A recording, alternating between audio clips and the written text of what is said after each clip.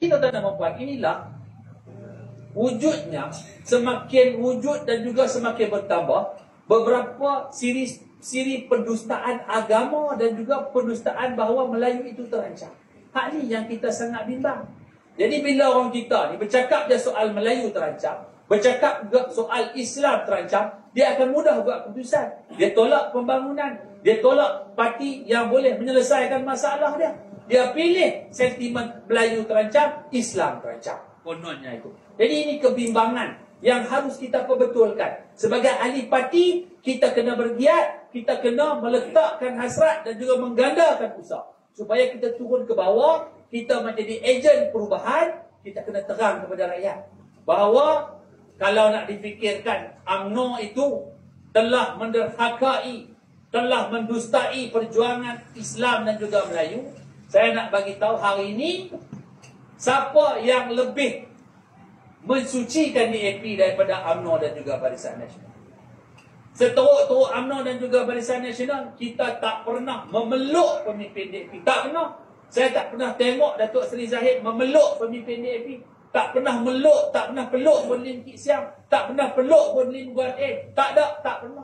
Seteruk-teruknya UMNO bersama dengan DAP, kita tak pernah bawa bendera DAP.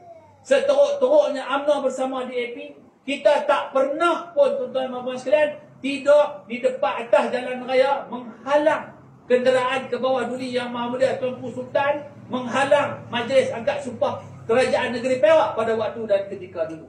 Seteruk-teruknya tuan-tuan dan puan, kita bersama dengan DAP, kita tak pernah hampak sejadah di depan pejabat DAP semayang maghrib, semayang berjemaah bersama-sama. Itu teori dan juga fakta yang saya bagi.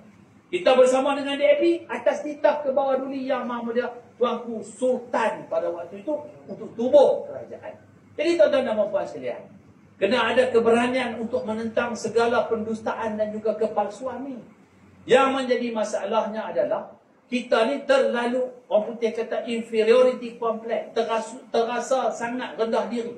Apabila negeri ni pagi petang siang malam pi kedai orang cakap pasal Sanusi bagus, pi sana pasal cakap orang cakap pasal Sanusi hebat, pi sini orang duk kutuk UMNO, pi sana pula orang duk kata bahawa kita berkawan dengan DAP, berbagai-bagai unsur-unsur negatif, kita tak bercakap apa.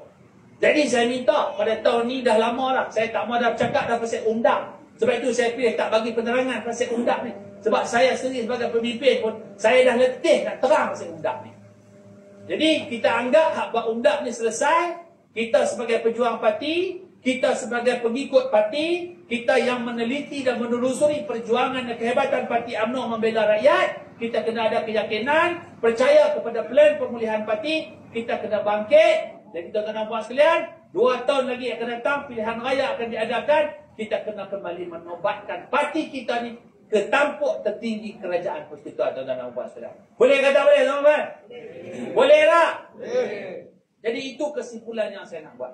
Yang pertama, kena ada keyakinan kepada parti sendiri. Jangan cerca parti. Ada keyakinan kepada pemimpin.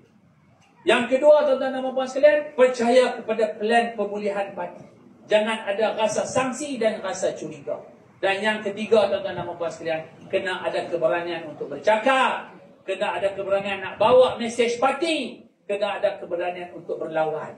Kerana saya yakin dan percaya yang mereka duk kata Sanusi hebat, Sanusi ampuh, orang suka tu, kepopularan dia tak lama, tuan-tuan dan puan sekalian. Tuan-tuan dan puan yang saya hormati sekalian, saya nak bagi tahu satu situasi. Dah ni tuan-tuan dan puan sekalian, geng-geng pendusta agama ni, mereka buat apa? Mereka kata apa balong? Mereka kata berkaraoke itu juga adalah satu dakwah. Siapa kata ni?